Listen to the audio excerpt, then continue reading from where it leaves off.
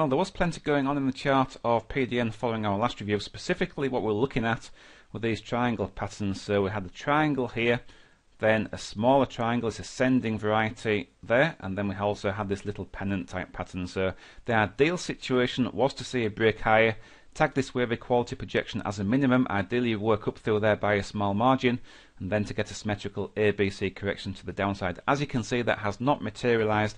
That said, our wave count remains in position, but we can see that wave C here just fell short of reaching the target area. Having seen the impulsive nature of the decline, it does seem likely that we are going to see a larger degree of wave B to the downside. Unlikely, although we have tagged this target area, that it is in position. We need to see symmetry both in terms of price and time, as always.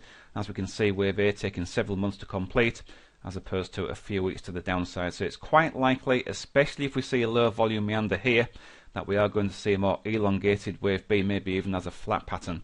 We also have some type A bullish divergence in position, so we can see that price made a lower low, and our divergence oscillator failed to confirm. So if we do see that low volume lackluster meander higher, it's quite likely that we're going to rotate up to the highs of wave A, this $2 region, then get another probe to the downside, testing current levels, maybe even hitting this target area, circa 150. That will complete the larger degree wave B, and that would be the bigger buying opportunity right there.